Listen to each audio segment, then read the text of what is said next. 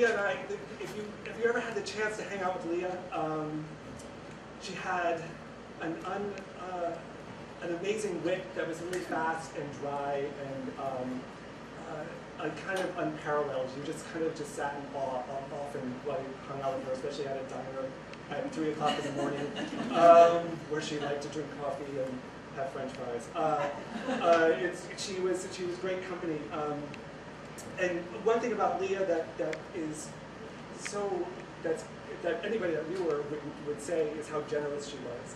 She was generous with her time, with her friendships, with gifts that could be like a matchbook that she took a postage stamp from Paris and put it on and said thank you. It could be when she handed you a book that she wanted you to read, which is why I chose this piece that I'm going to read tonight. It's a letter to J.D. Salinger. That's the title. She wrote it she wrote it in 1989. She was a student at Mount Holyoke. Am I correct? Smith. At Smith at that point. Oh right, 1989. Ah. Oh, I forgot. Oh, anyway, so I've had this. She had it. Then it was published in Perkins Press, and that's when I read it because she sent it to me. She like clicked it out and sent it, and I was like, wow, that's amazing. And I saved it, and then after Leah died, some of her teachers sent me things that I hadn't had, like just sent things to me. I have a lot of stuff of Leah's, a lot of her writing. I call it the Milk Crate Collection, so this is sort of where it all kind of comes out of, because it's basically been in milk crates, although Jennifer helped me kind of organize it recently. But the thing about Leah was that she really liked writing. She liked everything about it. She liked the process. She liked the creativity. She liked the artistry. She liked the typing. She liked the fonts. She liked the words and the play and the sharing of all of that. And I think this letter to J.D. Salinger really sums up Leah and what, as a writer, as the person that she was, and really you hear her voice clearly. If I could play my cell phone right now where you could hear a message from Leah, it would help, but I can't do that. Bear with me because I'm going to try to get through this.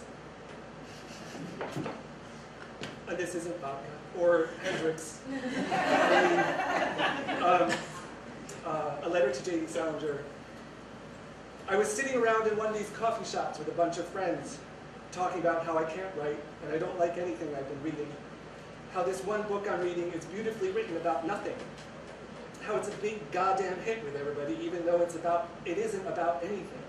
All right, so it's not about nothing, absolutely. But it sure isn't about much. It isn't about enough. I think it's supposed to be about love, whatever the hell that's supposed to mean. And then there are some books that are about too much. The writer gets all hung up on some noble cause or whatever, and by the time you're halfway through the book, you're like, oh, right already. I think it was me that brought your name up.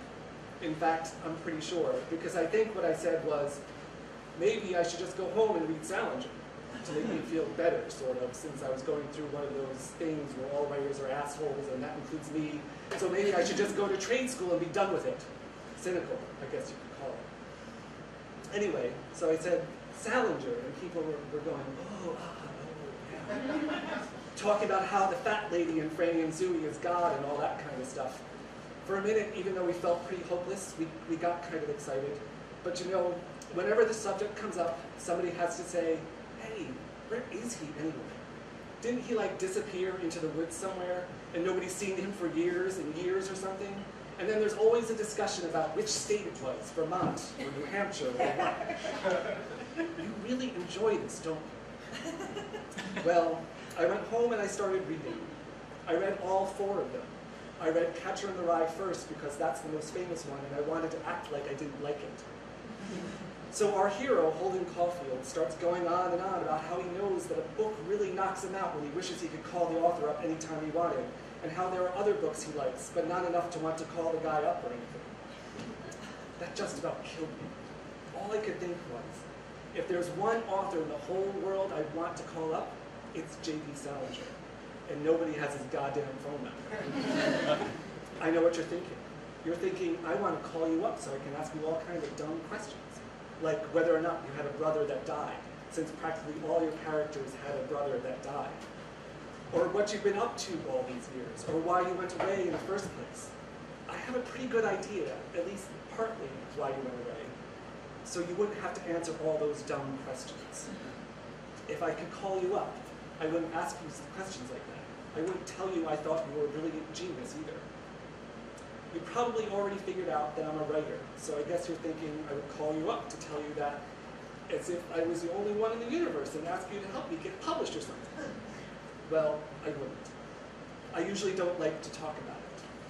But I will tell you that when I write stories, they always have God in them, but usually it isn't the regular God like they talk about in church or anything. Like Holden Caulfield says, I like Jesus all right, but the disciples annoy the hell out of me. And one time, somebody read one of my stories and told me, no kidding, hey, you're like a new female J.D. Salinger.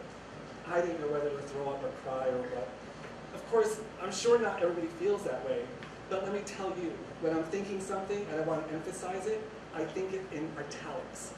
Not only that, but I capitalize things for no reason at all, except that I think they should be capitalized. And what about sentence structure? Tell with subjects and predicates, for crying out loud. A sentence is a sentence if it sounds like something that the person who is saying it would say. I should mention that I wasn't forced to read Catcher in the Rye in high school. I didn't go to high school. I don't remember why I read it. I didn't think the title made any sense. I think I read 9 stories first, and then my mother sent me her copy of Franny and Zooey, which I still have. I think she was forced to read it in college or something. Anyway, I'm glad I missed it in school, because if I had to write a paper or take a test on it, I think it would just about make me sick.